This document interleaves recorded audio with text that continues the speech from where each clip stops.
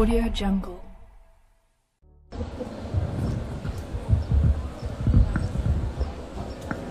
Assalamualaikum warahmatullahi wabarakatuh.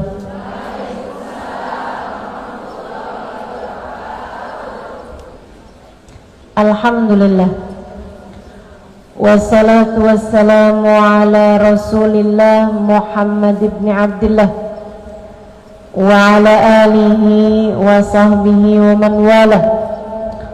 Subhanaka la ilma lana illa ma 'allamtana innaka antal alimul hakim.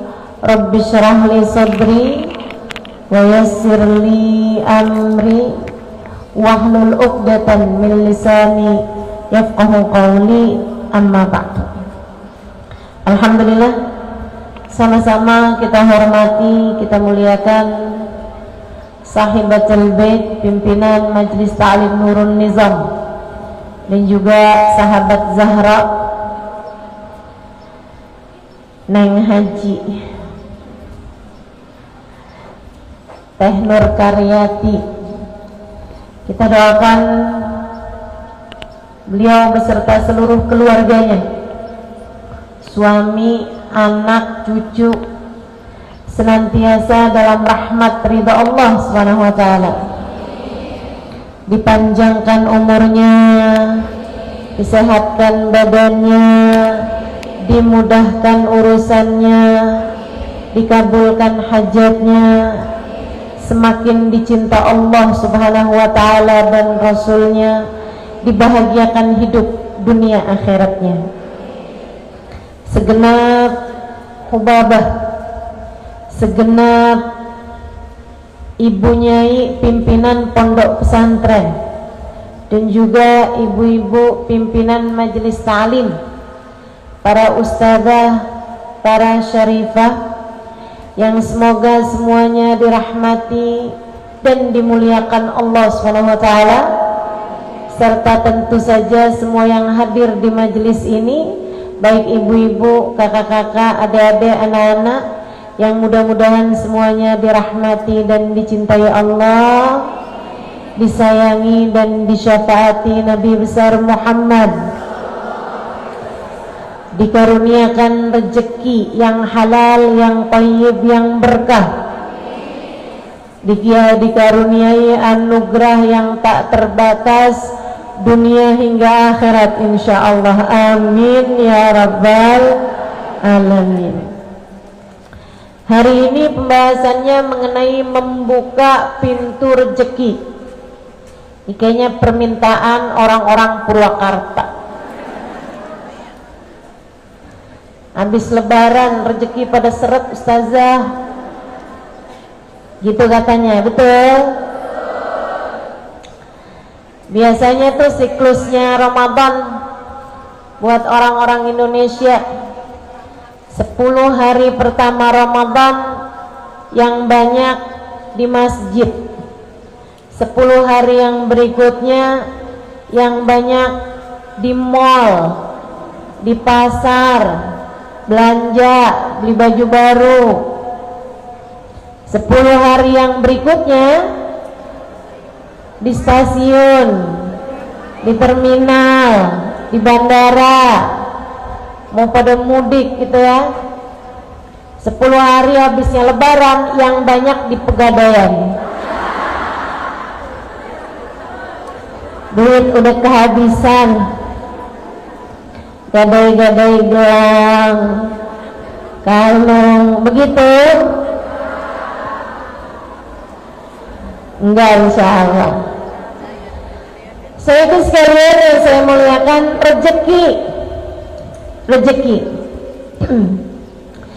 itu bukan hanya sebatas uang, bukan hanya sebatas makanan, melainkan manusia itu terdiri dari 3 hal, ketiganya memerlukan rezekinya masing-masing. Manusia disebut manusia karena punya badan. Kalau nggak punya badan namanya hantu. Kita punya badan. Badan perlu rezekinya. Makanan, pakaian, rumah tempat tinggalnya badan. Sekarang ada lagi nih yang dianggap lebih mendesak. Casan.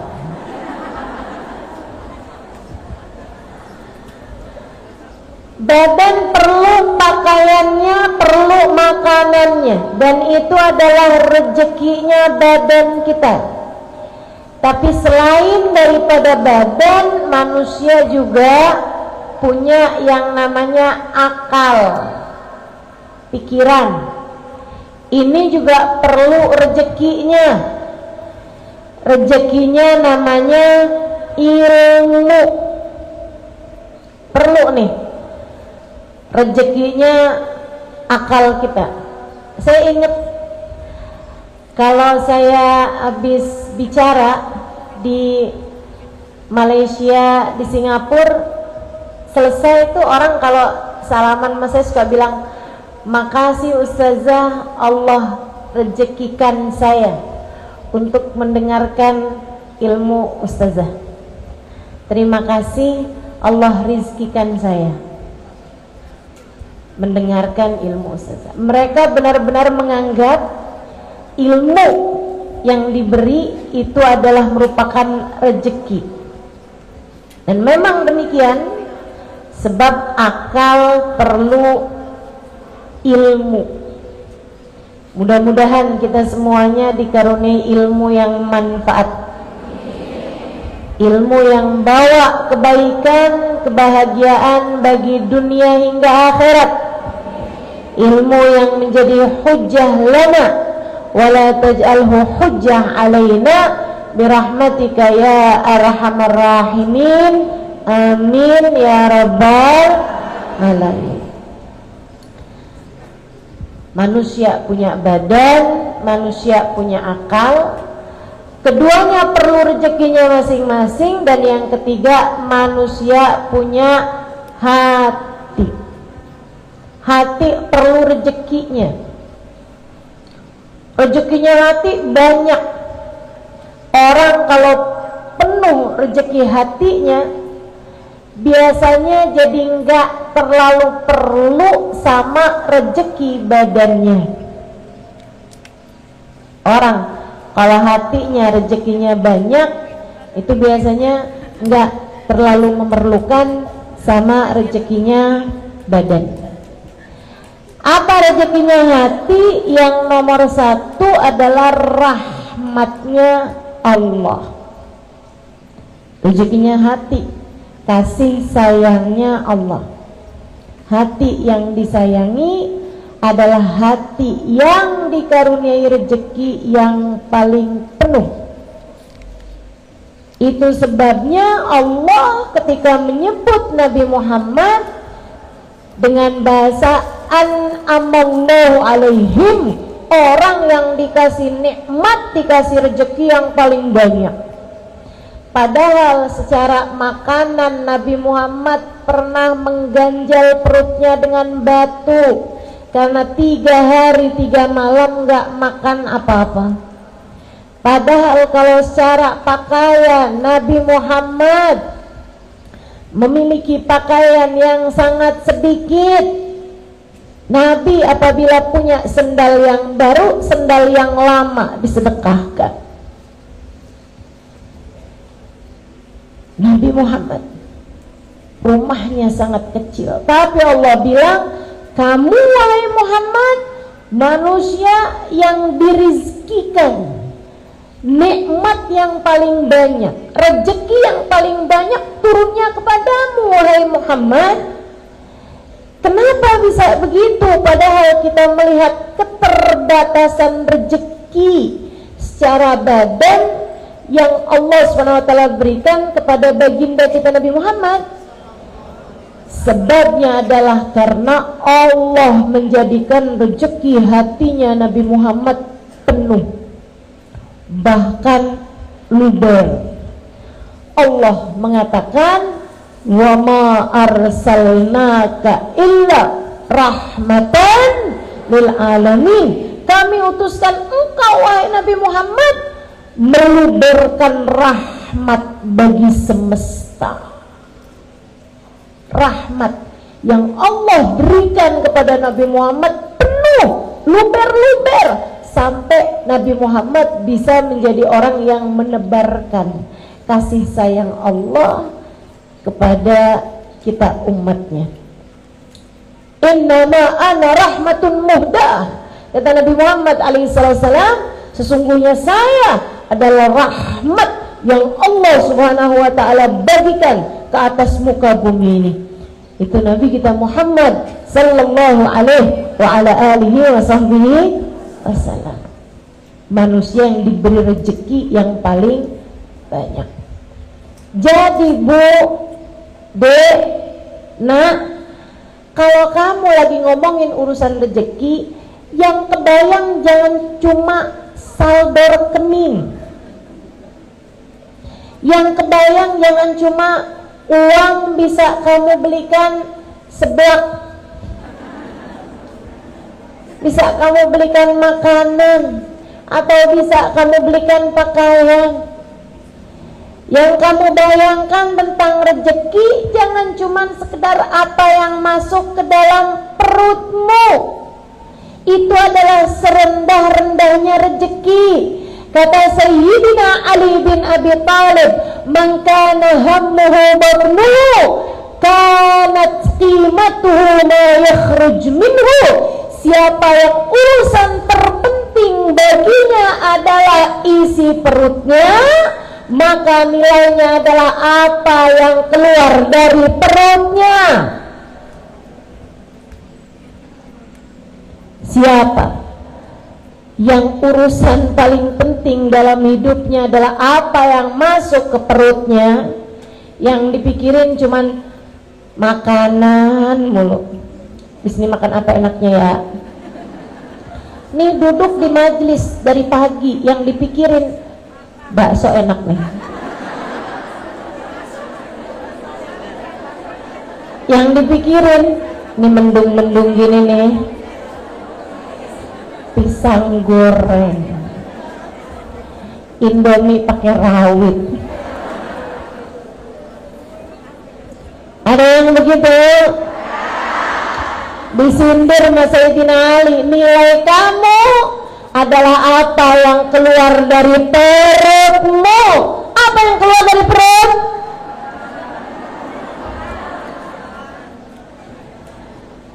Ya Allah, rezeki bukan cuman sekedar itu Bu, rezeki bukan cuma itu Dek, rezeki bukan cuman sekedar makanan.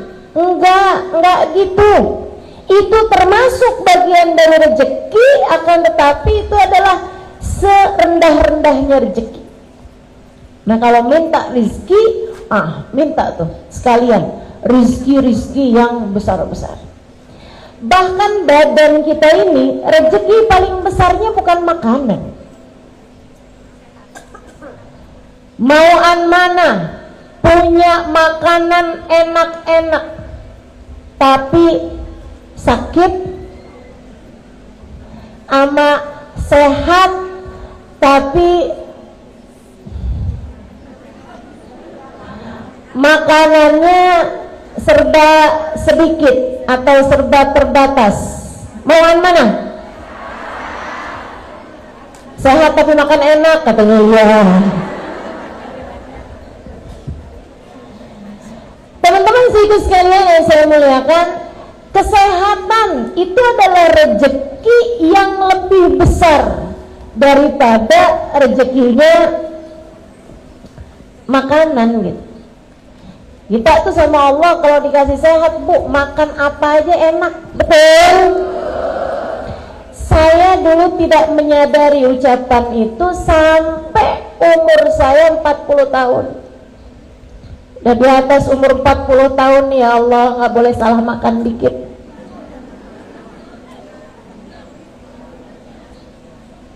Ada ibu-ibu yang nyawat betul. Senasib kamu ya Bu ya. Ibu-ibu sekalian saya muliakan, orang kalau badan sehat makan apa aja juga enak. Tapi begitu badan lagi nggak sehat, begitu badan lagi nggak enak, ya Allah, makanan mahal-mahal, makanan enak-enak, jadi nggak bisa dimakan. Karenanya lebih daripada sekedar rezeki berupa makanan, kamu harus minta kepada Allah SWT rezeki berupa kesehatan, sebab kesehatan lebih bernilai daripada makanan. Itu sekalian yang saya muliakan, ini rezeki nih macem-macem. Jadi bukan hanya itu, rezeki berupa kenyamanan, rezeki berupa memiliki keluarga yang saling sayang, memiliki keluarga yang saling mendukung satu sama lain. Rezeki apa bukan rezeki? Rezeki. Nih akal kita nih perlu rezeki berupa ilmu. Tapi ilmu itu juga ibu-ibu sekalian yang saya muliakan, adik-adik semuanya, enggak asal ilmu bisa Allah SWT rezekikan kepada kita. Kita perlu guru buat menyampaikan ilmu dengan cara yang paling indah. Guru saya Habib Ali Al-Jufri pernah mengatakan, saya ketika membaca berita teroris bawa bom bunuh diri, ngebom, saya kalau baca berita ada pasukan-pasukan bawa bendera la ilaha illallah Muhammad Rasulullah, nyerang anak-anak, nyerang orang-orang tua, bawa ketakutan di hati manusia. Beliau mengatakan, saya kalau mendengar ajaran-ajaran yang haram, bid'ah, syirik,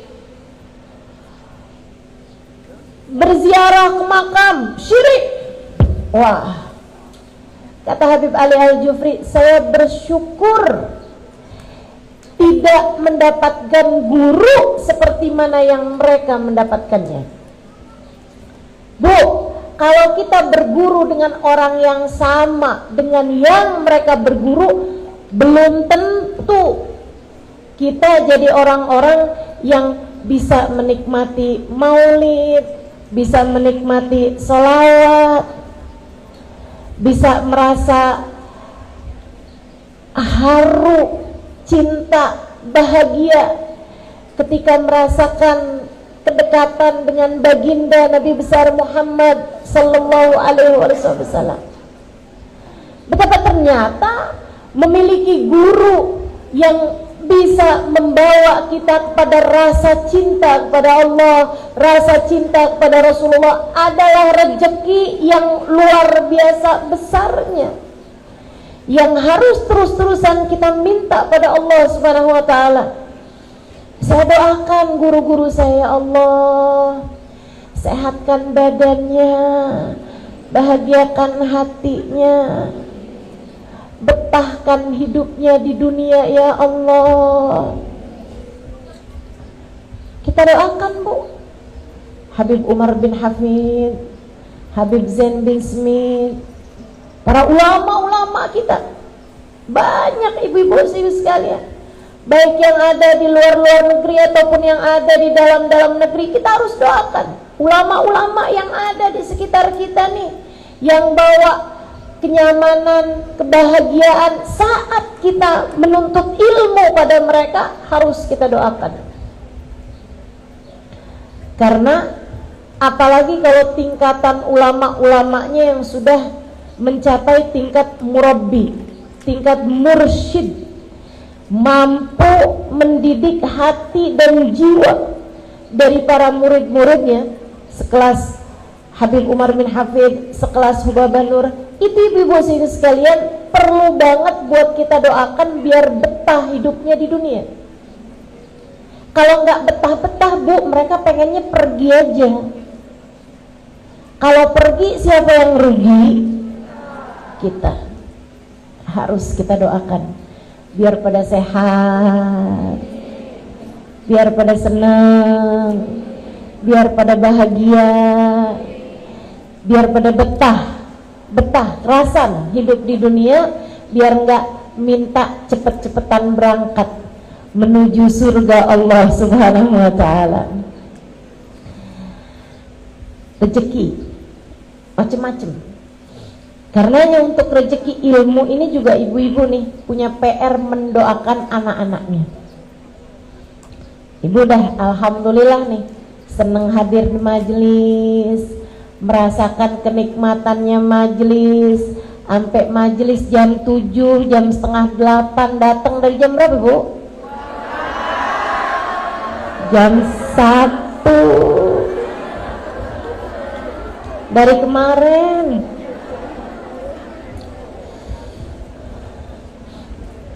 Dari tanggalannya belum ganti ya. Masya Allah. Saudariku sekalian yang saya muliakan, kamu perlu mendoakan anak-anakmu. Jangan sampai mereka mendapatkan guru yang salah atau yang tidak membawa kenyamanan atau menyampaikan ilmu dengan cara-cara yang tidak baik gitu. Terus didoain, ya Allah kasih buat anak cucu saya ya Allah guru yang dapat membimbing hati mereka menuju ya Allah. Nih dengerin bener-bener nih, kalau kamu doa jangan cuman ya Allah anak-anak saya ya Allah jangan sampai lapar,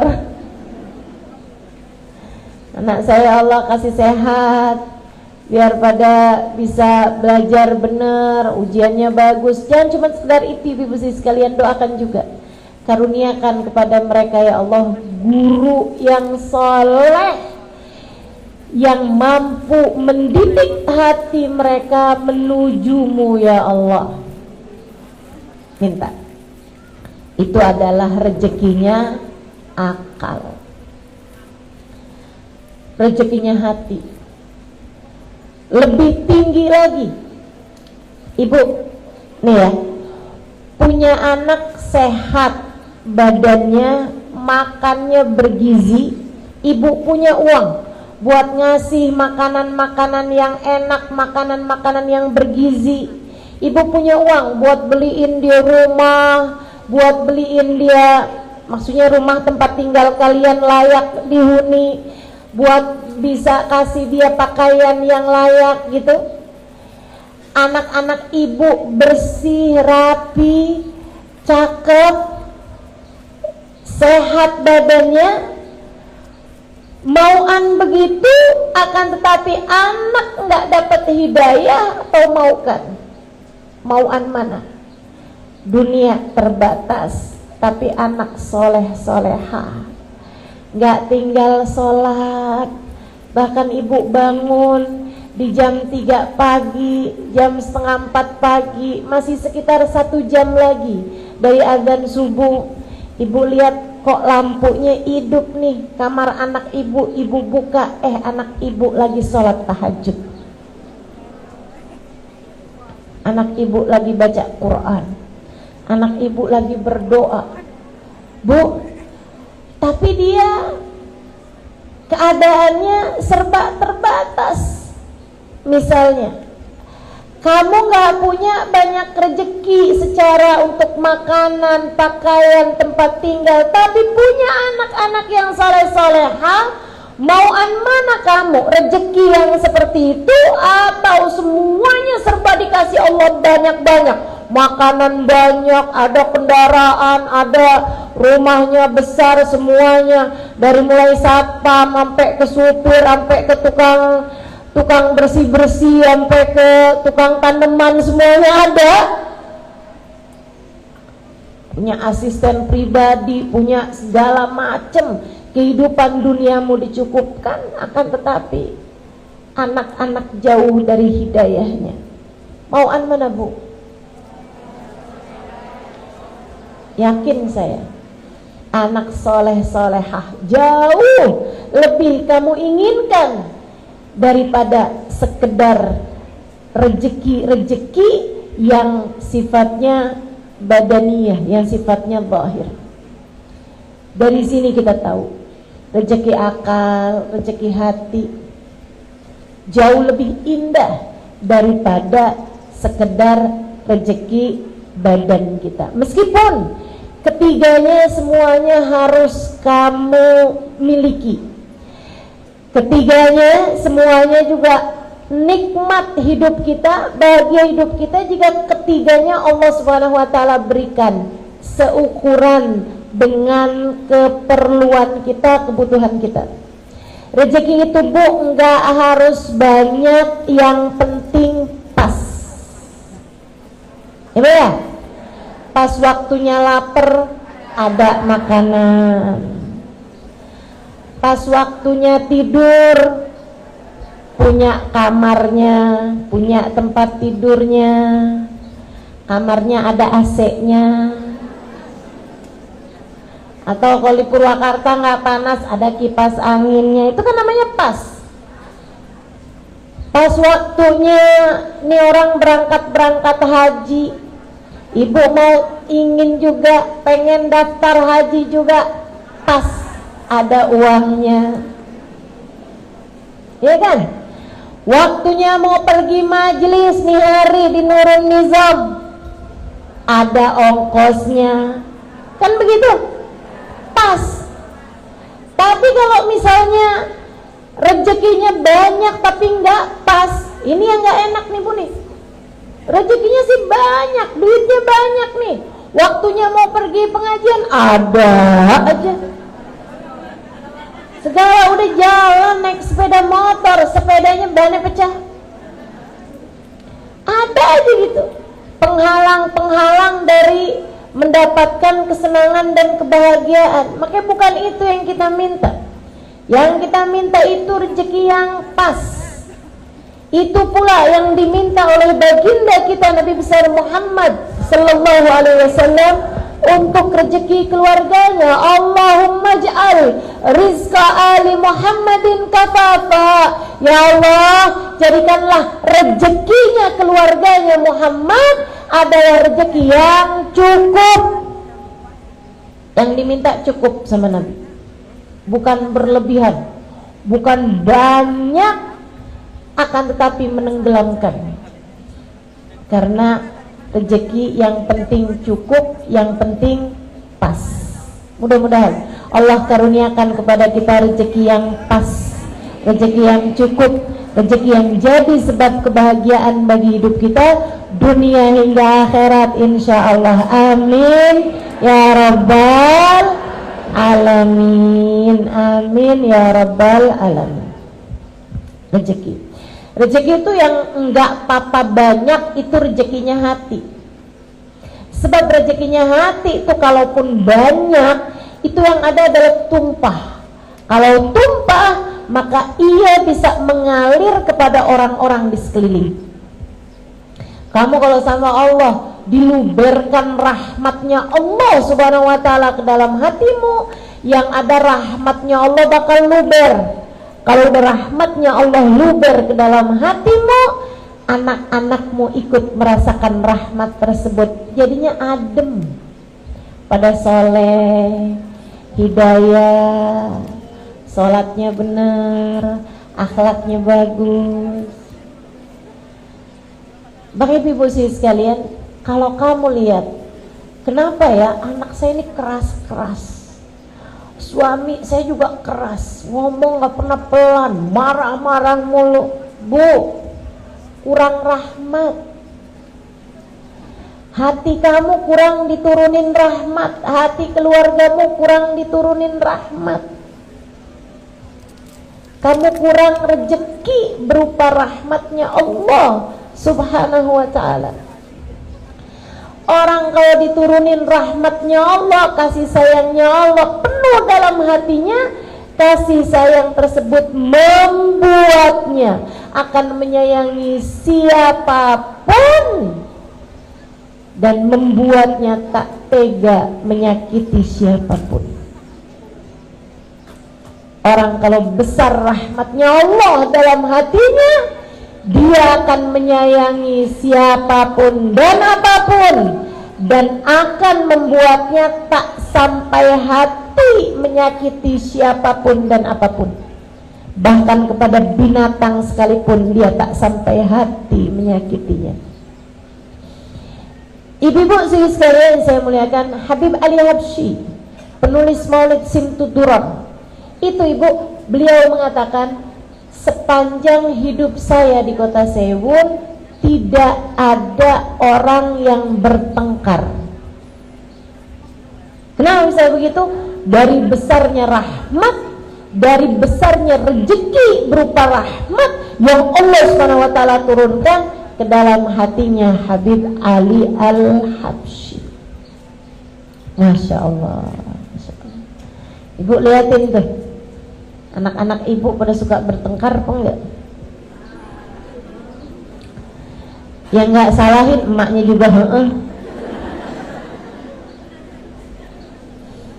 Kenapa ya Ustazah, anak saya kalau ngomong kasar? Kamu bagaimana? Iya sih. Ya enggak salah. Kurang rahmat, kurang rahmatnya Allah Subhanahu wa taala. Ayo nih, kita perlu nih semua rezeki-rezeki ini. Gimana nih cara ngebuka rezeki-rezeki ini nih? Termasuk nih adik-adik jomblo nih. Sampai setiap majelis kalau udah waktunya doa, ya Allah jodoh ya Allah. Anaknya Pak Lurah cakep tuh ya Allah. Baik juga kelihatannya. Jodohin saya sama dia ya Allah. Kalau nggak sama dia yang mirip sama dia ya Allah. Daripada susah-susah dia aja deh ya Allah.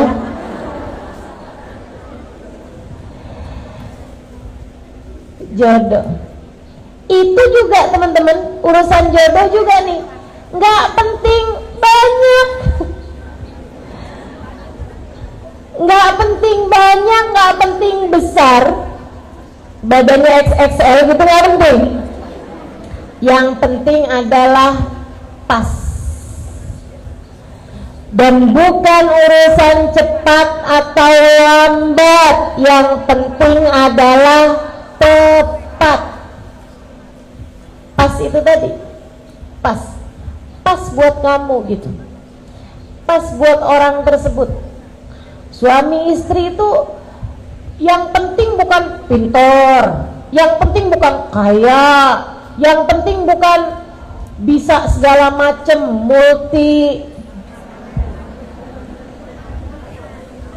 multimedia. Enggak gitu ya. Yang penting itu bukan hal-hal yang seperti itu, akan tapi suami sama istri itu yang penting pas, tepat, klop gitu.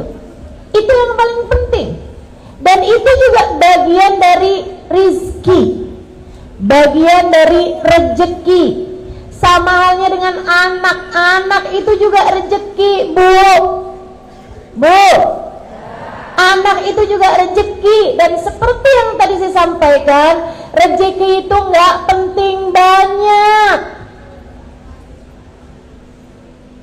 Ya Allah kasih saya anak 12. Nggak penting banyak anak itu, bukan. Yang penting adalah pas. Yang penting adalah yang tepat. Itu yang kita minta dari Allah Subhanahu wa taala, anak yang pas buat kamu sebagai orang tuanya. Kamu kalau dikasih anak terlalu pinter juga belum tentu bisa jaganya. Kamu kalau dikasih anak terlalu cakep belum tentu bisa jaganya. Betul? Maka yang penting tuh anak tuh yang pas. Waktunya sholat, dia sholat kan pas, gitu kan? Jangan sampai yang mama, saya kok sama papa nggak boleh pakai jilbab sih ma. Saya kan udah balik ma. Kata mamanya, nah iyalah, kamu kan Sarifuddin. Itu kan namanya nggak pas, teman-teman saya sekalian. Saya beberapa waktu yang lalu baru pulang dari Australia. Di sana salah satu hal yang saya syukuri dari Indonesia, saya minta kepada Allah, ya Allah jangan sampai ini nyampe ke negeri saya nantinya ya Allah. Saya benar-benar berdoa. Di sana tuh ibu-ibu saya sekalian, di tempat-tempat umumnya, di bandara, di tempat-tempat umum manapun, ya kayak di rumah sakit misalnya, atau di ruang publik lah, tempat wisata misalnya atau apa, kamar mandinya tuh punya 3 jenis. Kamar mandi buat laki-laki, kamar mandi buat perempuan, kamar mandi buat laki-laki yang jadi perempuan atau perempuan yang jadi laki-laki. Unisex. Ada tulisannya gitu. Jadi ada tandanya, ada tanda laki-laki, ada tanda perempuan, ada tanda yang laki perempuan. Laki-laki jadi perempuan, perempuan jadi laki-laki. Betapa kita takut hal-hal yang semacam ini terjadi di negeri kita yang tercinta ini. Betapa kita sangat takut hal-hal yang semacam ini terjadi kepada anak-anak ataupun cucu-cucu kita. Perlu sekali untuk kita minta kepada Allah SWT, ya Allah tolong jaga anak cucu kami ya Allah. Tolong jaga anak cucu kami ya Allah. Jadi anak, cucu nggak penting banyak, nggak penting cakep banget gitu, nggak penting pinter banget gitu, enggak. Yang penting anak yang pas, anak yang soleh, anak yang solehah, pas sebagai hambanya Allah, pas sebagai umatnya baginda Nabi besar Muhammad sallallahu alaihi wa ala alihi wasallam, insyaallah. Amin ya rabbal alamin.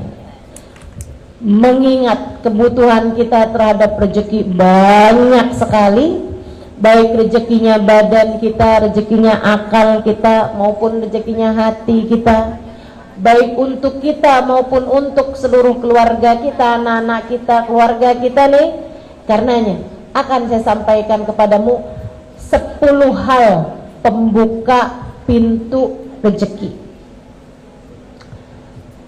Enggak akan saya terangkan dengan detail semuanya gitu, enggak. Karena kalau diterangkan dengan detail sampai asar nih kayaknya. Jadi saya akan sampaikan pelan-pelan 10 hal yang dapat menjadi pembuka pintu rezeki bagimu, baik rezeki zahir seperti yang saya sampaikan, rezeki berupa makanan, minuman, tempat tinggal, kendaraan, gitu ya, handphone, kenyamanan, apapun aja, rezeki zahir maupun rezeki batin, seperti yang tadi saya sampaikan, ilmu, guru yang dapat membimbing kita, kajian-kajian yang menyenangkan. Kita mesti juga doakan negeri kita, mudah-mudahan senantiasa Allah SWT tetapkan keadaannya menjadi negara yang bebas ngaji dimanapun dan kapanpun. Alhamdulillah. Kita minta sama Allah SWT, tetapkanlah rezeki yang ini ya Allah, tetapkanlah rezeki yang ini.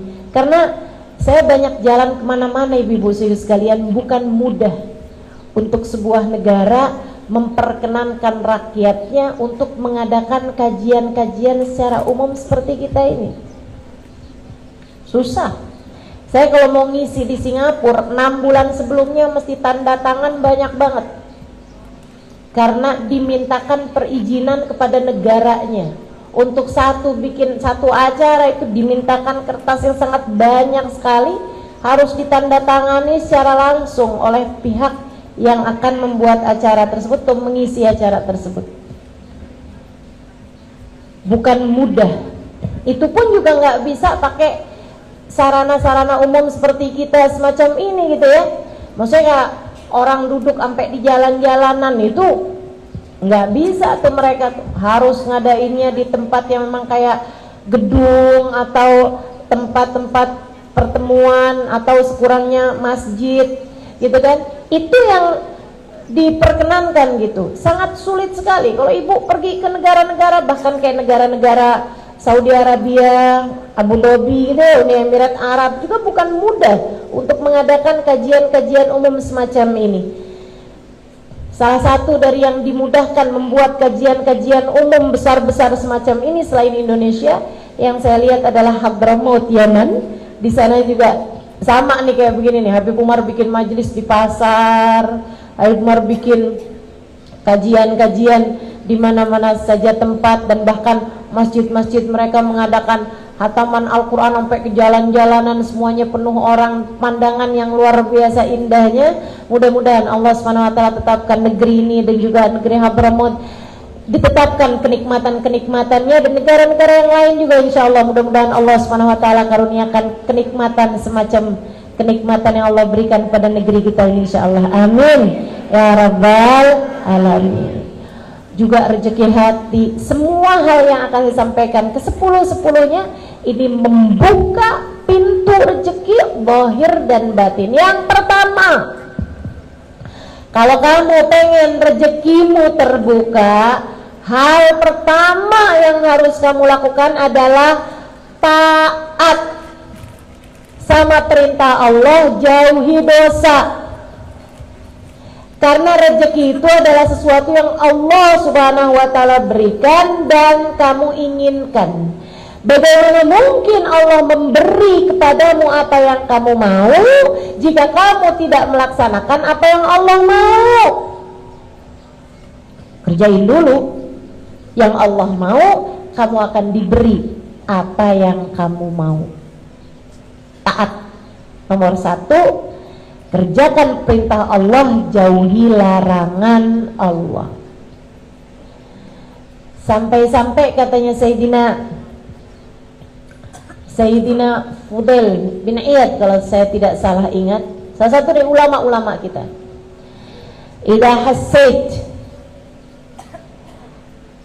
hassait kaslan fil jasad, kalau kamu ngerasa badanmu lemah, males gitu, lemah badan kamu, do'fan fi jasad, kalau kamu ngerasa badan kamu lemah, kayak nggak punya kekuatan gitu buat ibadah, buat ngerjain macam-macam hal. Kalau kamu ngerasain badan kamu lemah, kalau kamu ngerasain rezeki kamu tersendat, coba inget-inget dosa apa yang sudah kamu kerjakan. Innal dzunub, sungguhnya dosa-dosa memberatkan punggungmu untuk dapat memaksimalkan potensi yang Allah SWT berikan kepadamu. Dosa bikin badan jadi sakit, dosa bikin rezeki jadi seret. Jadi ibu-ibu nih, daripada kamu nuntut suami habis-habisan, kalau nggak bawa duit banyak jangan pulang sekalian ke rumah. Daripada kamu kayak begitu bu sama suami, mendingan kamu introspeksi diri. Ya Allah, rezeki seret banget, dosa apa nih saya nih? Coba diinget-inget. Ngomongin orang, oh sih. Bohongin suami, iya juga sih. Ngomel-ngomel mulu sama suami sama anak, oh sih. Nyubit anak, iya juga sih. Selagi dosa-dosa masih kamu kerjakan, bagaimana mungkin kamu berharap Allah memberi apa yang kamu mau jika selama ini kamu tidak menjadi hamba yang Allah mau? Bu, sampai-sampai saya pernah dengar satu ungkapan, la ghina ma'az zina. Saya nggak pasti apakah itu ucapan dari baginda Nabi Muhammad SAW, entah itu hadis, entah itu ucapan dari seorang ulama, tapi yang pasti kebenarannya memang nyata. La taqra ma'azina, la taqra ma'adduha, kama la ghina ma'azina. Tidak ada kefakiran bersama dengan salat duha. Nanti akan saya sampaikan. Ya, yang nomor 1 ini, kerjakan perintah Allah, tinggalkan larangan Allah. La ghina ma'az-zina. Tidak ada kekayaan bersama dengan perzinaan. Hisan wa makna, kata guru saya, guru kita Habib Umar bin Hafid. Hisan wa makna, secara zahir dan batin. Artinya orang kalau berzina, dia belum bertaubat dari perbuatannya, masih aja gitu, tar ketemu sama pacarnya atau sama orang yang dia cintai itu ya, yang dia senengin itu, kemudian dia berzina gitu kan. Teman-teman sih sekalian, walaupun sekarang sedang tidak mengerjakan perbuatan zina itu, tapi dalam masa-masa dia belum bertaubat dari perbuatan zinanya tersebut, tidak akan Allah berikan kekayaan, kecukupan, gak akan.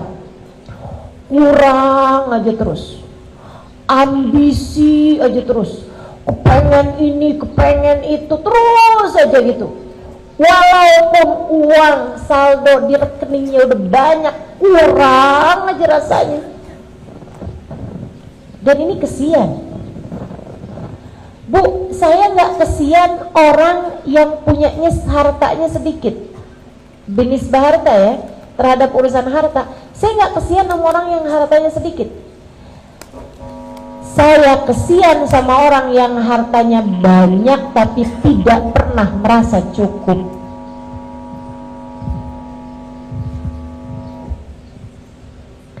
Saya kesian sama orang yang hartanya banyak tapi tidak pernah merasa cukup. Terus aja ambisi, sampai curigaan mulu. Kalau dia perempuan kan, curiga aja sama HP suaminya, curiga aja nih suaminya pergi kemana nih, hidupnya blengsatan, takut setengah mati. Kalau malam-malam susah tidur, takut ada yang bobol rumahnya, hidupnya terus aja ketakutan gitu. Begitu ada kabar kalau perusahaannya bangkrut, perusahaannya rugi, sedikit aja ngomongnya, wah kalau rugi seperti ini besok kita makan apa? Padahal duit sisanya masih banyak. Ibu-ibu sekalian, saya ngerasa berbahagia tinggal di Indonesia, di mana orang-orangnya tuh bisa loh, dia ngojek tapi kredit motor, penghasilannya itu sehari 50.000, sehari 70.000 gitu, tapi sanggup gitu hatinya buat bayar kredit motor gitu kan, luar biasa. Jadi teman-teman sekalian, masalahnya bukan sama berapa uang yang kamu punya, berapa nilai yang kamu punya, tapi kemampuan hati untuk bisa merasa cukup dengan rezeki yang Allah Subhanahu wa taala berikan gitu. Saya nggak kesian di sini nih sama perempuan-perempuan yang misalnya gitu, suaminya cuman ngasih dia sebulannya berapa? Saya nggak ngerti tuh, nggak pernah ikutan belanja soalnya. Anggap 500.000 misalnya gitu, buat belanja harian, masa cukup nggak itu? Nggak cukup. 1 juta deh, 1 juta itu ya, nggak cukup juga. Emang iya?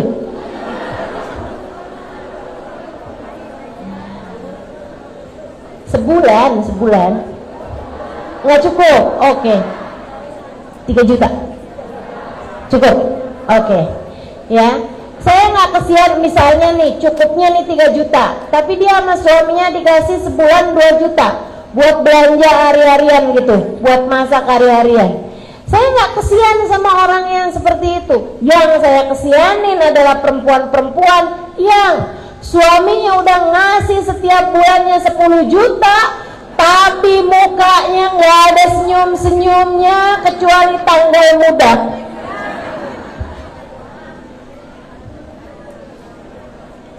Ya ampun, kamu kok transfernya cuma segini nih?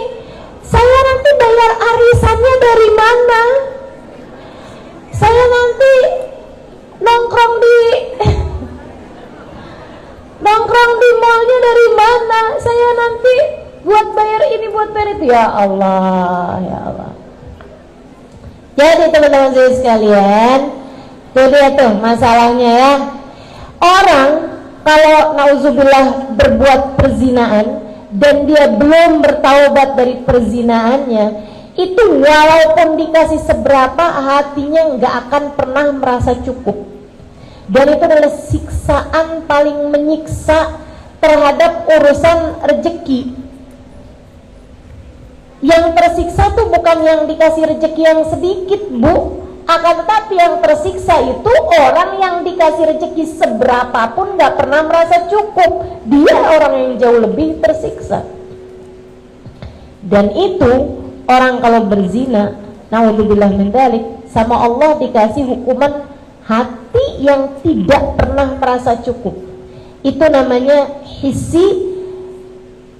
Itu namanya sesuatu yang maknawi, sesuatu yang secara batinnya. Sementara zahirnya juga, guru saya Habib Umar bin Hafid mengatakan, orang kalau berzina belum bertaubat dari perbuatan zinanya,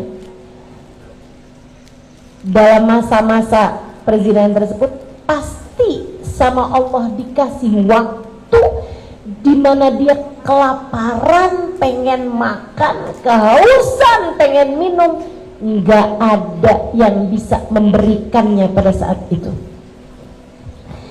Nggak dia punya saat itu sampai dia harus menengadahkan tangannya meminta kepada orang lain,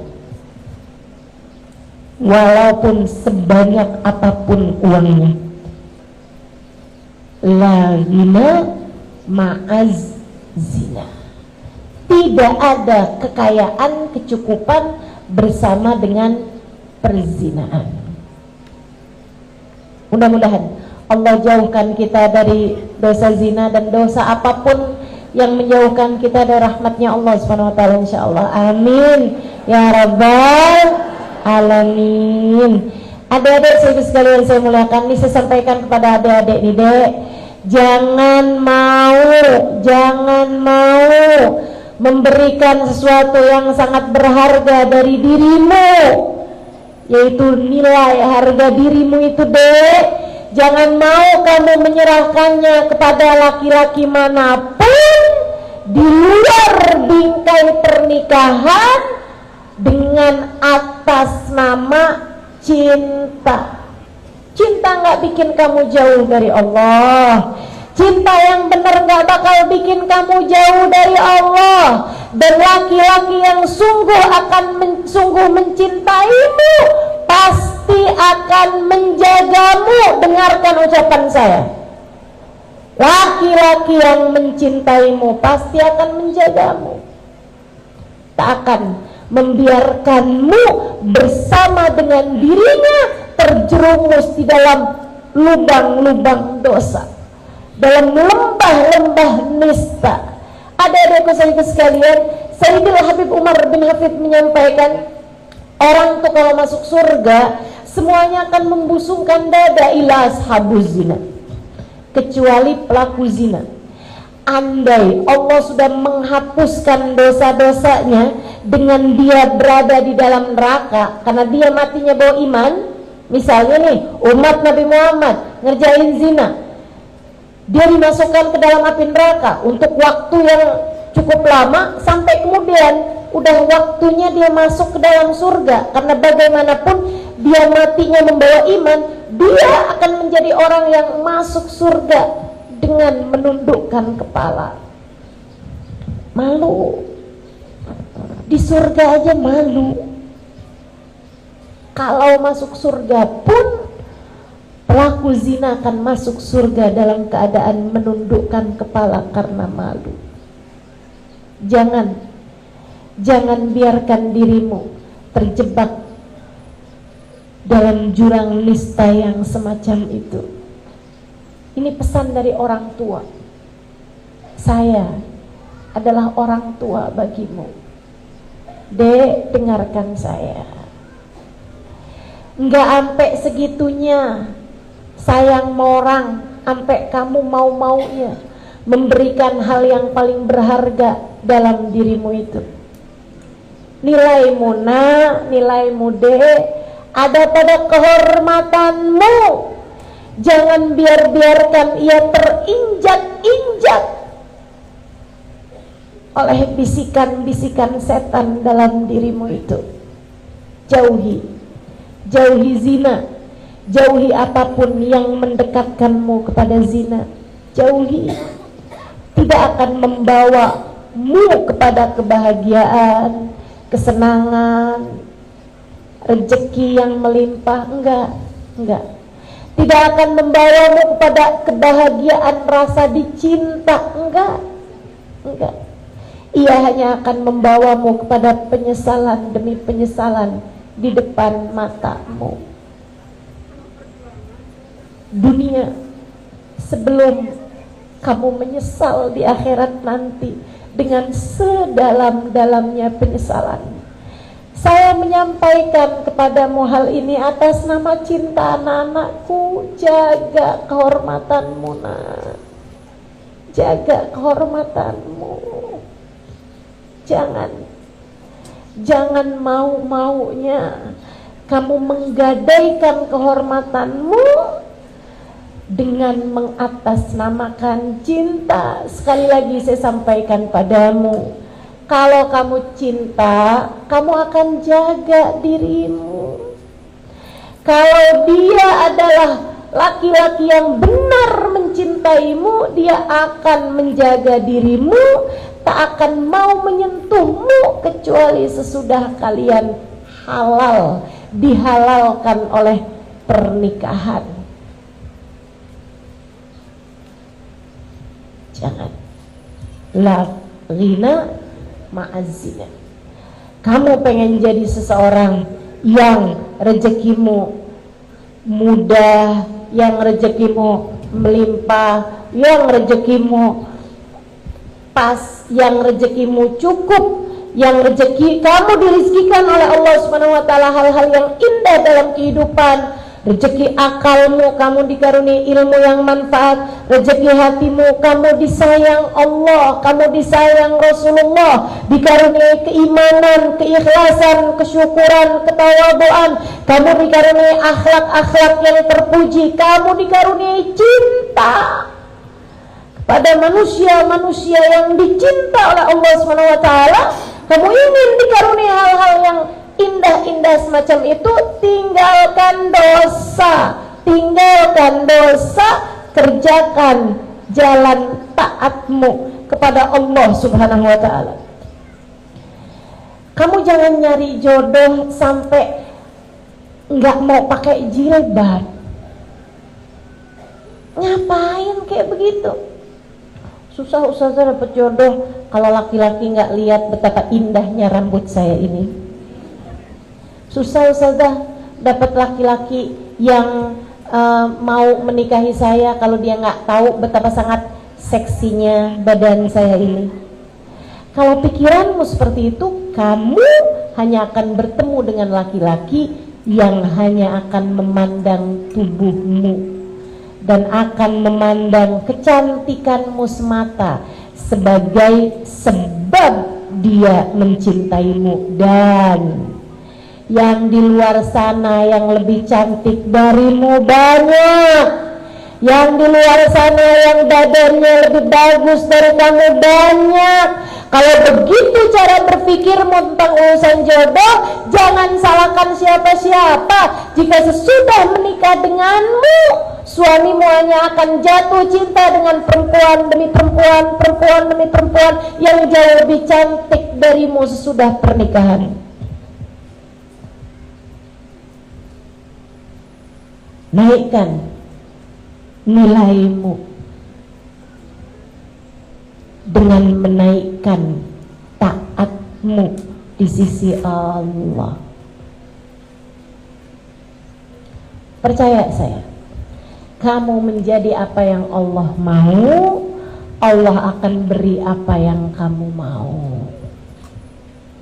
Jadilah hamba yang Allah mau, Allah akan menjadi seindah-indah Tuhan sesuai dengan apa yang kamu mau. Allah akan beri padamu apapun yang kamu inginkan. Teman-teman saudara sekalian, Allah menyampaikan dalam hadis qudsinya, innama ana alladhi idza qultu li syai'in kun fayakun sa'aj'al man ahbabtu idza qala li syai'in kun fayakun.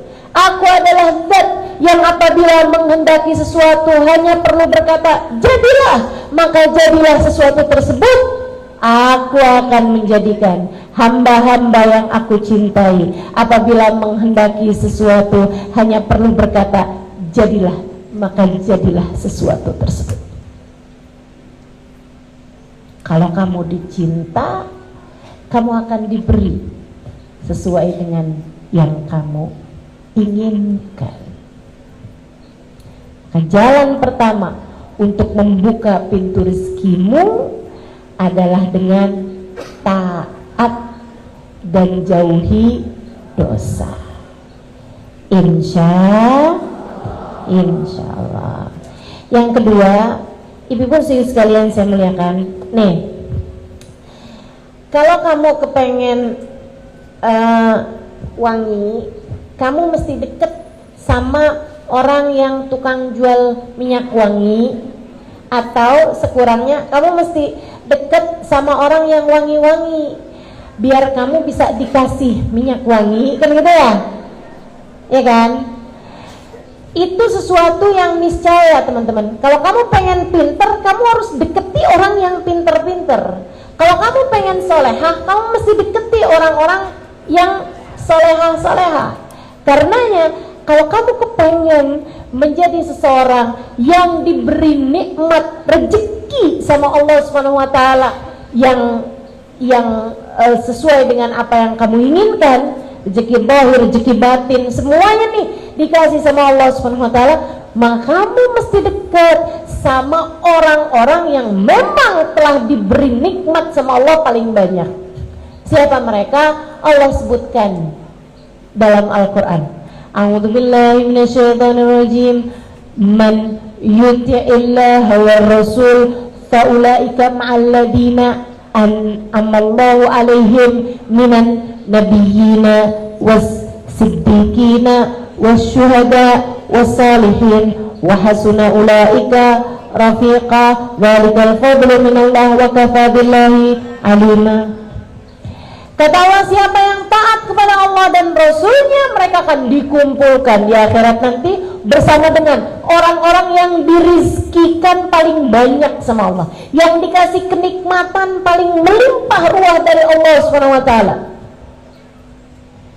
yang dikaruniai rezeki-rezeki badan yang paling pas, yang paling cukup, rezeki akal yang paling, ilmu yang paling bermanfaat, rezeki hati yang paling melimpah ruah. Siapa mereka? Allah sebutkan, minan nabi, para nabi-nabi Allah, wasiddiqin, para wali-wali Allah, wasyuhada, para pejuang di jalan Allah, para ulama, para pejuang di jalan Allah Subhanahu wa taala, wasalihin, orang-orang soleh. Maka yang nomor 2 dari pembuka pintu rezeki adalah cintai para nabi, para wali, para ulama, dan orang-orang soleh. Cintai mereka. Yang mencintainya membawamu kepada kedekatan dengan Allah Subhanahu wa taala. Karena Bu, saya kasih tahu, rezekimu itu hanya perlu kamu jemput.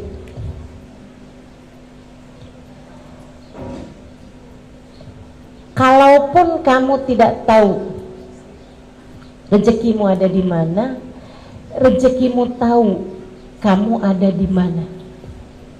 Ia akan sampai kepadamu mau tak mau. Masalahnya di mana alamat rezeki? Sumber rezeki itu di mana? Sumber rezeki ada pada Allah Subhanahu wa taala yang telah menamakan dirinya Huwar Razzaq dzul quwwatil matin. Dialah Allah satu-satunya sang pemberi rizki, dialah pemilik kekuatan tertinggi. kamu pengen rezekimu seperti yang kamu inginkan, maka dekatilah orang-orang yang memang telah dekat dengan Allah Subhanahu wa ta'ala. Cintai Nabi Muhammad. Cintai Nabi Muhammad. Orang yang di hatinya nggak punya rasa cinta kepada Nabi Muhammad dari umat Nabi Muhammad, andai pun rezeki badannya sama Allah diberikan kecukupan sekalipun, rezeki yang di dalam sini nggak akan pernah diberi oleh Allah Subhanahu wa ta'ala. Karenanya pengen anak-anakmu hidayah, soleh, baik, benar. Pengen kamu disayang sama suamimu, dicintai sama suamimu, suamimu cintanya sama yang halal-halal, kamu pun juga begitu. Kamu kepengen agar hatimu tidak diberi rasa cinta kepada yang tidak dihalalkan oleh Allah Subhanahu wa ta'ala bagimu. Cintai orang-orang yang dekat dengan Allah Subhanahu wa ta'ala. Cintai Nabi Muhammad sallallahu alaihi wasallam. Orang kalau di hatinya ada cinta kepada Nabi Muhammad, Allah nggak bakalan tega ngasih dia kesusahan dalam hidup. Bu, ama orang yang sayang sama anak kamu, misalnya orang kaya, orang mampu, gitu ya, kamu punya uang banyak, gitu kan? Terus kamu pergi ke sekolah anak-anakmu, atau anak-anakmu pulang bawa teman-temannya. Terus kamu lihat di antara teman-temannya tuh ada anak-anak yang sayang banget sama anak kamu gitu, sayang banget sama anak kamu.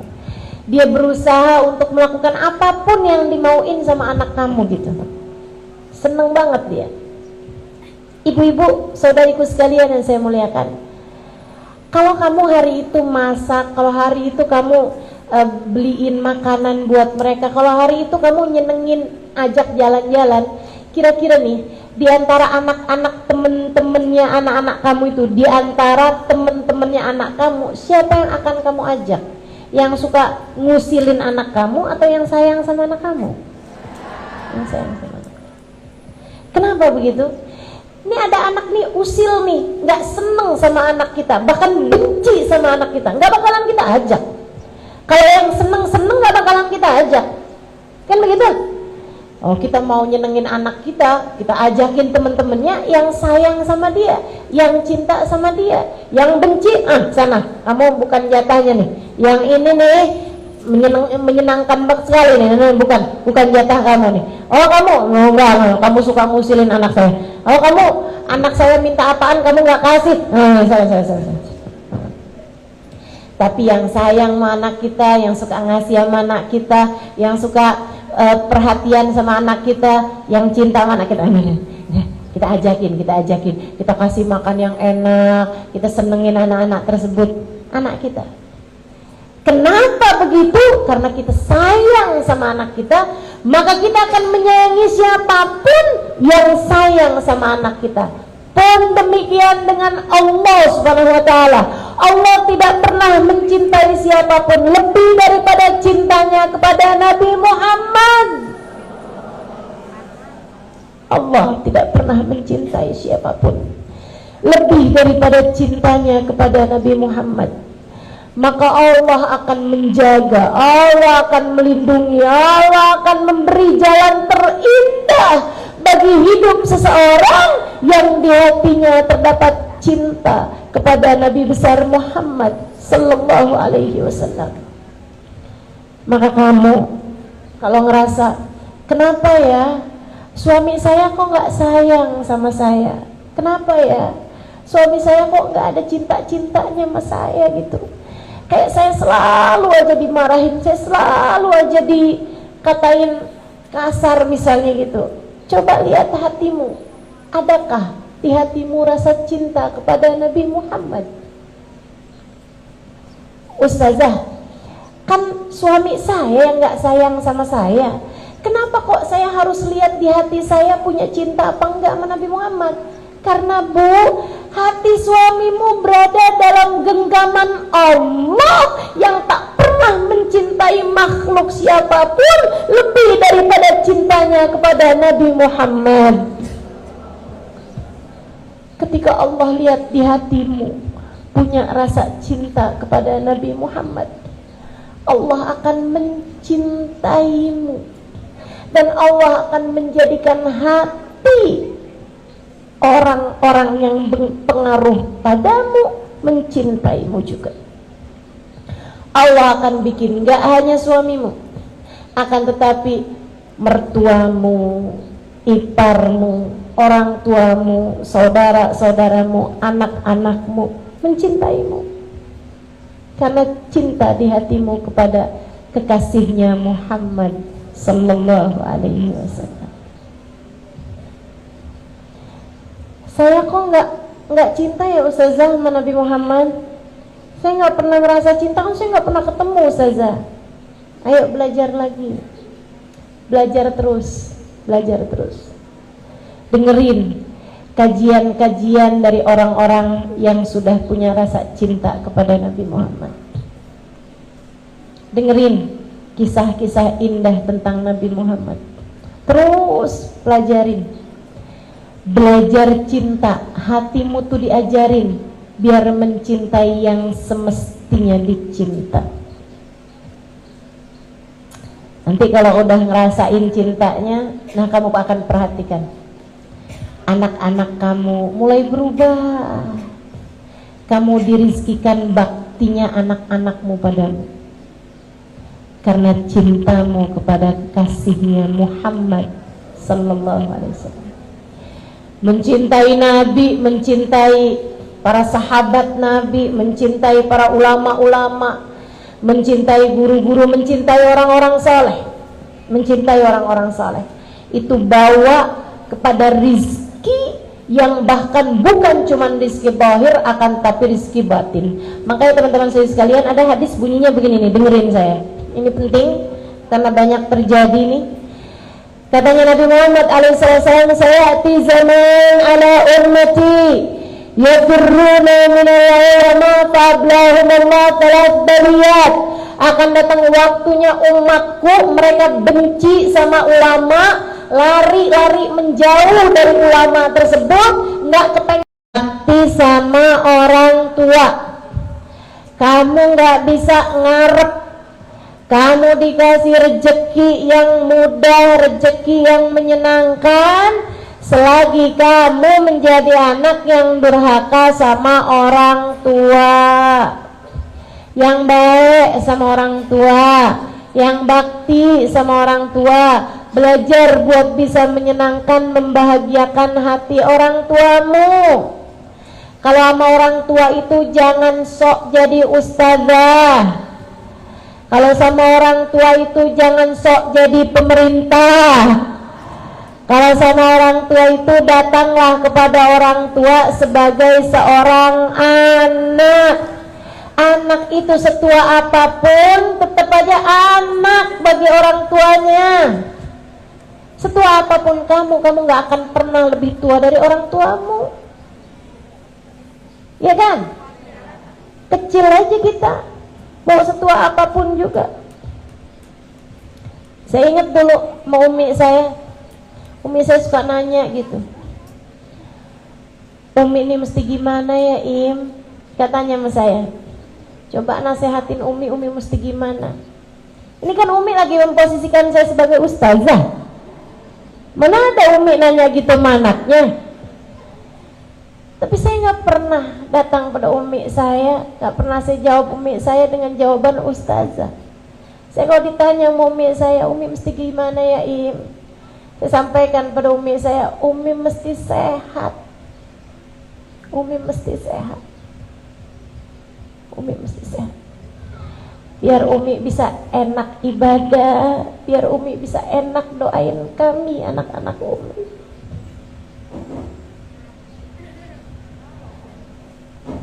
Sama orang tua itu nggak usah bawa dalil teman-teman. Sayangnya aja. Nggak usah bawa hadis, nggak usah bawa ayat-ayat Quran, nggak usah. Nggak usah, sayangin aja, sayangin.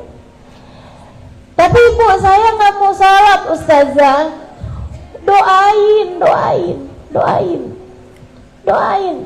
Linangan air matamu meminta kepada Allah Subhanahu wa taala, ya Allah, saya sayang ibu saya, ya Allah, saya sayang mama saya, ya Allah.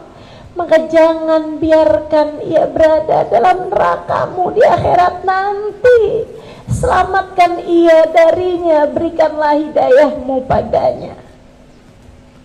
Linangan air matamu mendoakan orang tuamu punya nilai sangat besar di hadapan Allah, lebih daripada ceramah-ceramah yang kamu sampaikan, lebih daripada kamu menyampaikan dalil apapun kepada orang tuamu itu.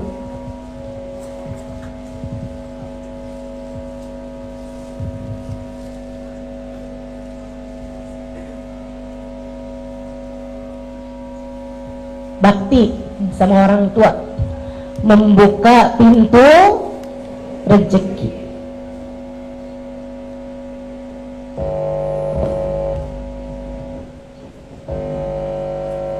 Nih buat adik-adik jomblo, para jombloers, kamu salah satu dari hal yang bisa bikin kamu mudah-mudahan dekat dengan jodoh yang soleh. Yang amin kenapa emak-emak ya?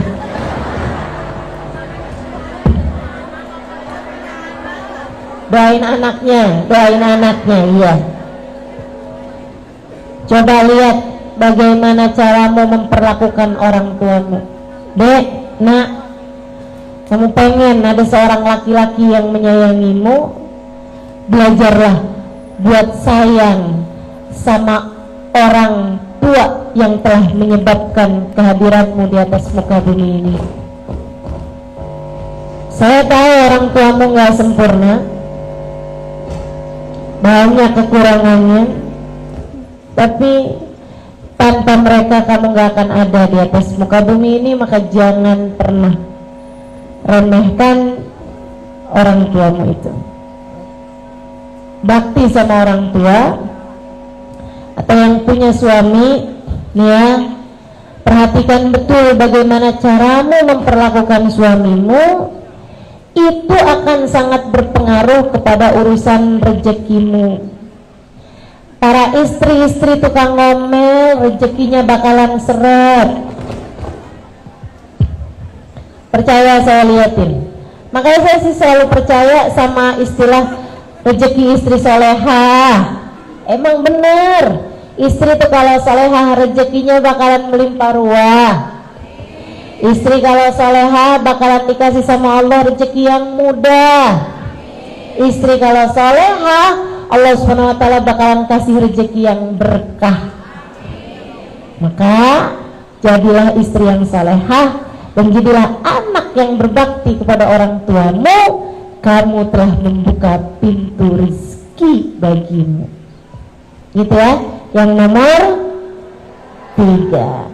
Yang nomor 4, kamu kalau kepengen rezekimu itu juga luas, gampang, mudah, berkah, membuka pintu-pintu rezeki, silaturahmimu dijaga. Silaturahmi itu sama siapa? Sama kaum kerabatmu, teman-teman. Sama kaum kerabatmu tuh, sama kakak, sama adik, sama ponakan, sama bibi, yang baik, sama saudara-saudaramu tuh yang baik. Kamu kalau jadi orang yang penuh perhatian sama saudara-saudaramu, ini mikrofon ini bagian dari rezeki.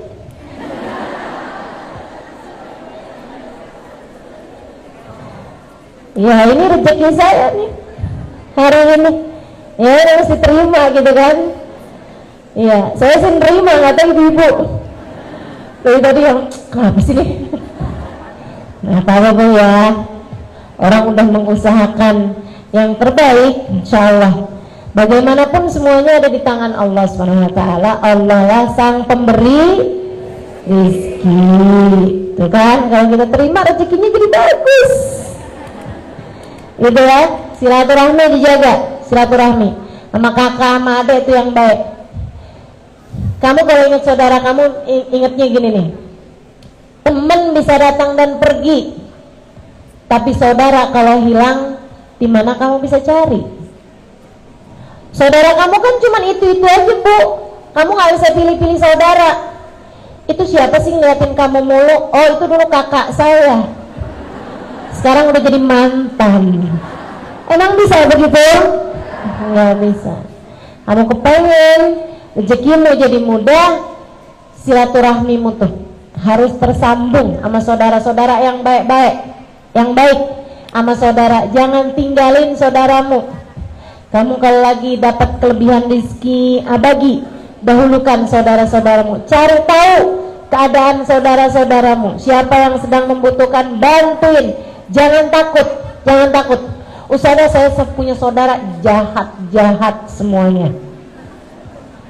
Warisan saya ustazah dia kuasain. Misalnya, Bu, kalau saya sih ya Bu ya, urusan harta tuh Bu tuh, yang hilang bisa dicari, ya kan? Urusan harta tuh Bu bisa datang dan pergi, tapi saudara tuh kalau kita kehilangan, kita nggak bisa dapetinnya lagi. Jadi kehilangan harta nggak apa-apa, jangan bikin kamu kehilangan saudara. Orang nggak akuran sama saudara gara-gara urusan warisan, jangan. Kalau ada saudara kamu mau ngerebut warisan, biarin. Yang penting kamu jangan pernah melakukan hal itu terhadap saudara-saudarimu itu. Kalau ada di antara saudara-saudarimu, kamu tahu ngambil sesuatu dari hartamu, ini pesan dari orang yang sangat saya sayangi. Kalau kamu tahu saudaramu ada yang ngambil sesuatu dari hartamu tanpa seizin darimu, mencuri misalnya, ngambil harta kamu misalnya, buruan halalin. Buruan hati kamu tuh bilang, ya Allah saya sudah menghalalkannya ya Allah, saya sudah menghalalkannya ya Allah, jadikanlah itu sebagai sedekah saya buat dia ya Allah, jadikanlah itu sebagai hadiah saya buat dia ya Allah, saya sudah menghalalkannya. Buruan halalin. Kenapa begitu? Biar dia jadi harta yang bagus buat saudaramu itu. Nanti kalau hartanya bagus, bakalan perbuatannya, keadaannya juga bakalan jadi bagus. Tapi kalau kamu selalunya itu nggak menghalalkan, apalagi kalau sampai kayak begini, punya saudara begitu modelnya maling, ngambilin harta saya, seumur hidup nggak bakalan saya maafkan. Ntar di akhirat saya tuntut saudara saya. Saudara sekalian yang saya muliakan, jadinya kamu bukan cuma kehilangan harta, kamu juga kehilangan saudara. Kesian saudaramu itu. Bisa jadi dia ngambil sama kamu karena memang keadaannya sedang sangat-sangat sulit, sementara dia susah untuk menceritakannya kepadamu. Kalau kamu tahu saudaramu mengambil sesuatu dari hartamu, ajak bicara. Apa yang bisa saya bantu? Apa yang bisa saya lakukan untukmu? Keadaan kamu sekarang lagi kayak gimana? Bu, ta'amut nin kafis salasah. Kata Nabi Muhammad, makanan 2 orang kalau dimakan rame-rame, dimakan barengan, cukup buat 3 orang. Makanan buat 2 orang kalau dimakan barengan, makannya rame-rame barengan, itu bisa cukup buat 3 orang. Rezeki juga gitu. Rezeki kelihatannya dikit, kalau kamu bagi ada orang lain ikut menikmatinya, bakalan cukup buat banyak orang. Buat banyak orang. Alangkah indahnya kalau rezeki kamu tuh saudara-saudaramu ikut-ikutan menikmatinya. Ustazah itu kan kalau duitnya banyak, nah saya duit Ustazah buat sendiri aja nggak cukup. Oh kamu nggak tahu, Allah tuh Bu ngasih rezeki itu nggak gitu modelnya. Ini saya dapat dari guru saya Hubabah Maryam, Halimah, kamu jangan pernah takut ngasih buat orang lain. Allah Halimah, kalau lihat kamu jadi sebab Allah ngasih rezeki kepada hamba-hambanya, Allah akan mengalirkan rezekinya orang-orang lewat tangan kamu. Kamu kalau Allah lihat suka bagi-bagi, Allah bakalan ngasih rezekinya orang-orang lewat diri kamu, sehingga kamu yang bakalan dikasih sama Allah Subhanahu wa taala rezeki yang paling melimpah. Jadi jangan takut untuk memberi dan bersilaturahmi kepada saudara-saudaramu terutamanya, sebab itu adalah pintu pembuka rezeki. Berikutnya sedekah. Ya, yang kelimanya adalah sedekah. Itu tadi, sedekah tuh. Sampai-sampai katanya Nabi Muhammad alaihi wasallam, "Innal bala la yatakhatta riqabas sadaqah." Sungguhnya bala enggak akan bisa melewati pundaknya sedekah. Jadi kalau udah ketahanan sama sedekah, kita tuh ngerjain sedekah, itu bala mau turun keangkat semua. Nggak jadi tuh, mendal semua, mental semua. Balanya, musibahnya mental kalau kehalangan sama sedekah. Teman-teman sekalian, sedekah itu memang benar-benar bisa memberikan rezeki dari Allah Subhanahu wa taala. Itu akan lebih mudah kamu mendapatkan rezekinya, segala macam rezeki, termasuk kesolehan anak-anakmu seperti yang sudah saya sampaikan. Itu kalau kamu sedekah itu bisa lebih mudah berharap kesolehan anak-anakmu, gitu ya.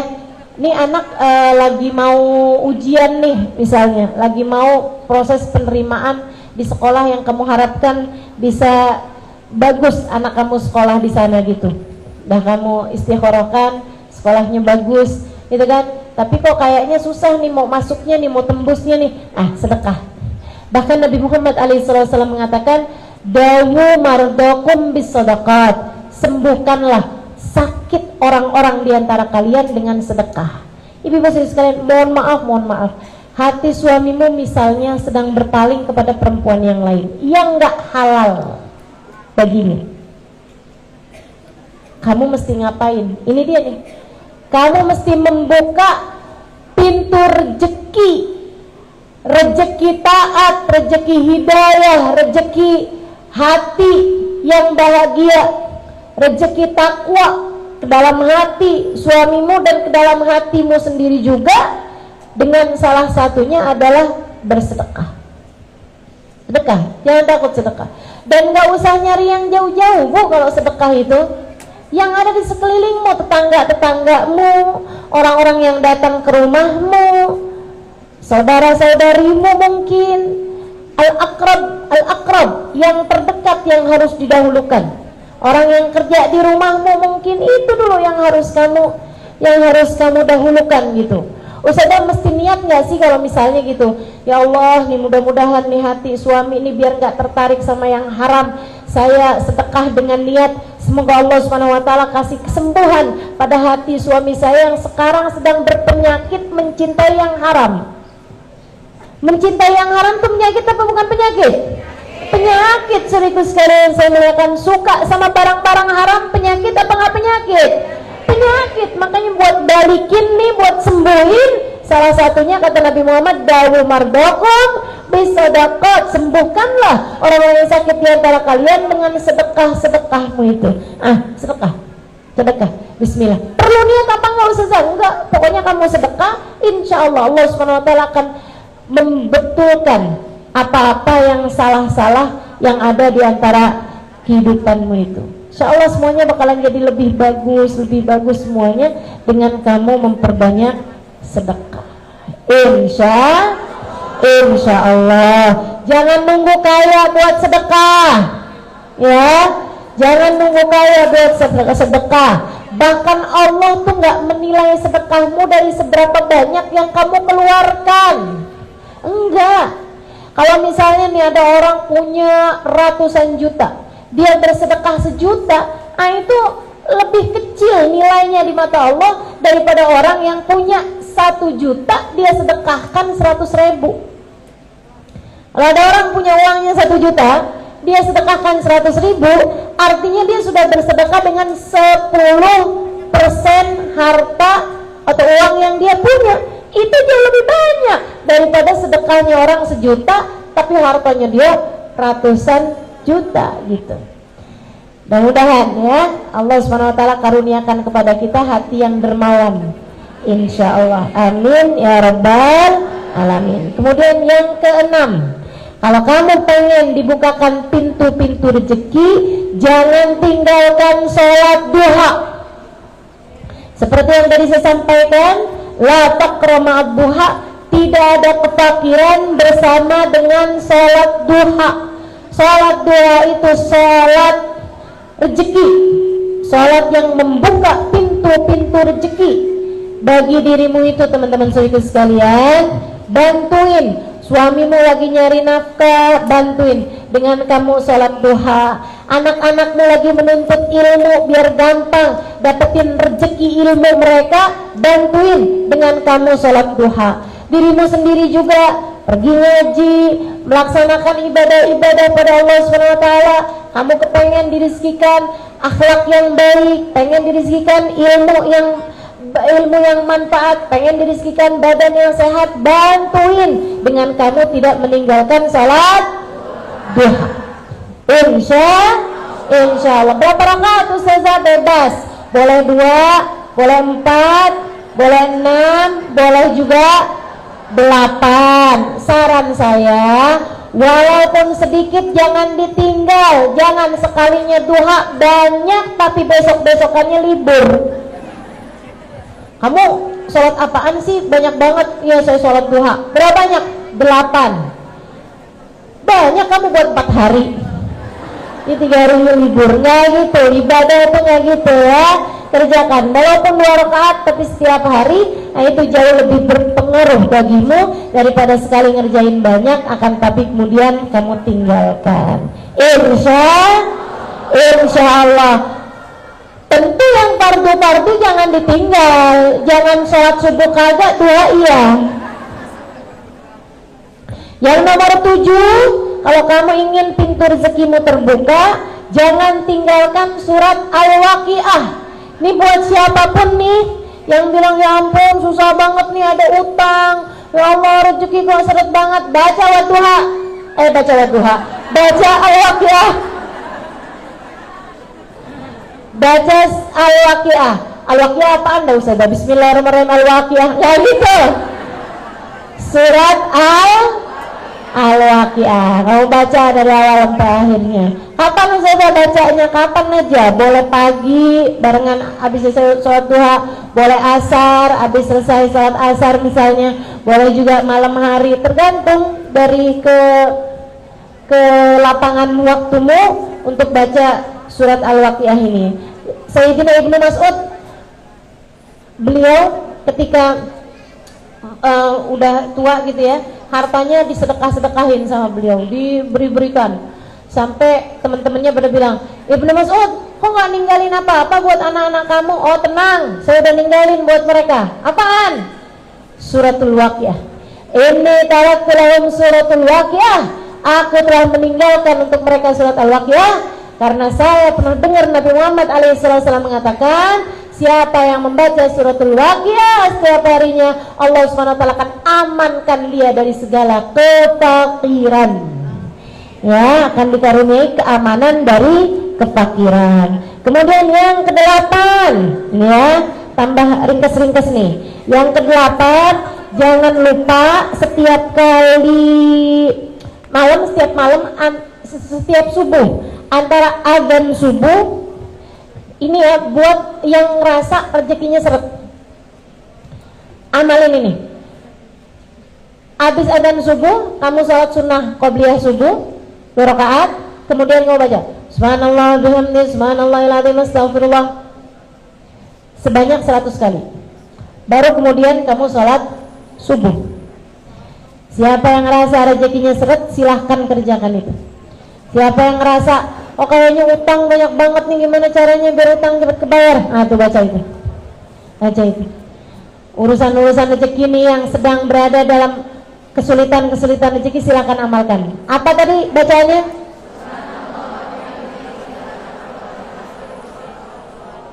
Subhanallah bihamdihi subhanallahil azim astaghfirullah. Subhanallah bihamdihi subhanallahil azim astaghfirullah. Berapa kali? 100 kali. Kemudian yang berikutnya, baca surat Al-Ikhlas sekali atau 3 kali tiap kali masuk rumah. Dan ini sudah sering saya sampaikan kepadamu, dan ini terbukti teman-teman. Ini mujarab, sangat mujarab. Ini instannya lah, gitu ya. Instannya ini, salah satu dari yang instan-instannya ini, itu adalah tiap kali kamu masuk ke rumah baca surat Al-Ikhlas sekali atau 3 kali. Al-Ikhlas, Al-Ikhlas, Al-Ikhlas. Enggak gitu. Bismillahirrahmanirrahim. Qul huwallahu ahad, Allahus samad, lam yalid wa lam yulad wa lam yakul lahu kufuwan ahad. Selain itu, kalau yang di rumahnya suka bertengkar, gitu ya, baca juga ayat kursi.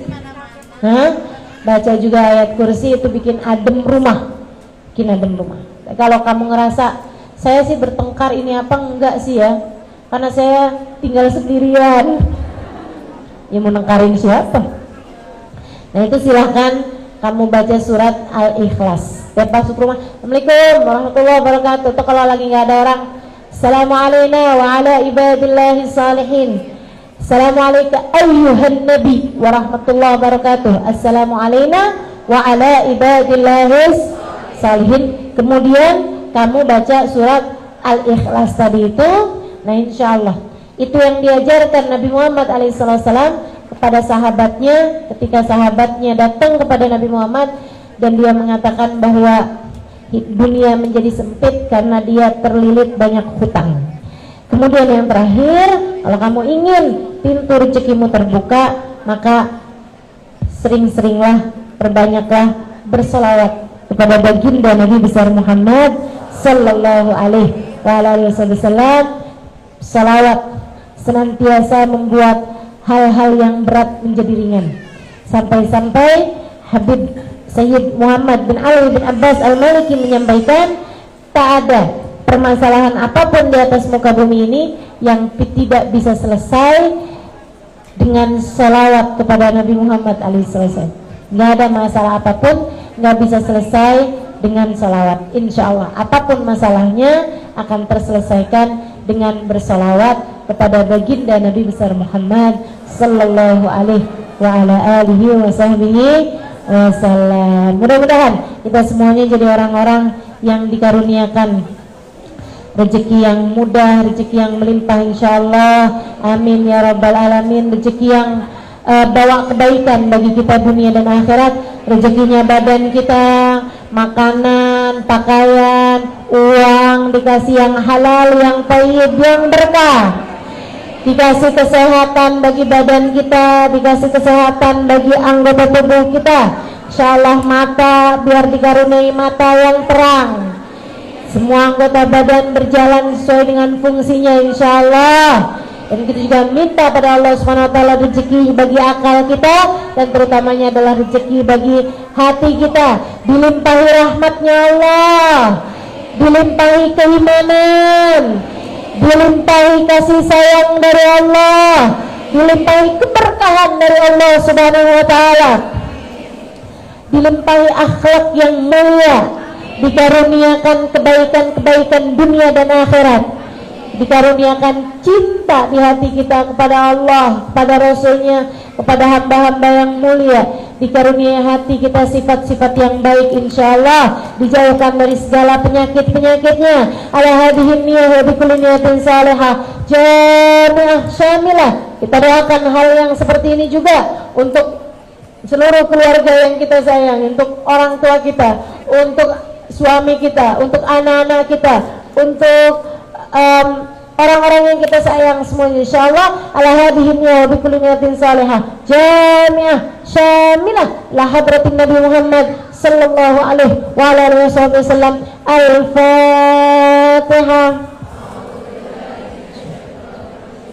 Bismillahirrahmanirrahim. Alhamdulillahirabbil alamin. Ar-Rahmanirrahim. Maliki yaumiddin. Iyyaka na'budu wa iyyaka nasta'in. Ihdinas siratal mustaqim. siratal ladzina an'amta 'alaihim ghairil maghdubi 'alaihim waladdallin. Amin. Allahumma bihaqqil Fatihah, birmatil Fatihah, barakatil Fatihah, taftah lana abwabal khair wa amil lana muamalat ahlil khair, takfina min jamil fitan wal minbus sabr, innaka wali kulli khair mutafaddil bi kulli khair bi rahmatika ya arhamar rahimin. Allahumma inna nas'aluka ziyadatan fid din, barakatan fil umur, wa sihhatan fil jasad, wa sa'atan fil rizqi, wa taubatan qabla al maut, wa syahadatan 'inda al maut, maghfiratan ba'da al maut, wa afan 'inda al hisab, wa amana min al 'adab, wa nasiban min al jannah, wa rizqna an-nadar ila wajhikal karim. Allahumma inna nas'aluka min al uquli awfaraha, min al adhani asfaha, min al amal azkaha, min al akhlaq atyabaha, min al azak azalaha, min al afiyah akmalaha, min ad dunya khairaha, min al akhirah na'imaha, bihaqqi sayyidina Muhammadin sallallahu alaihi wasallam.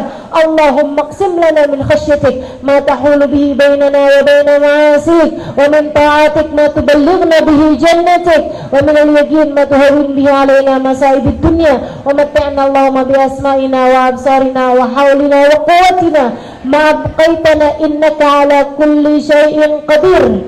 Allahumma jamilna bil afiyah was salamah, wa aqimna bit taqwa wal istiqamah, wa a'idna min mujibatin nadama fil hali wal ma'al, innaka sami'ud du'a.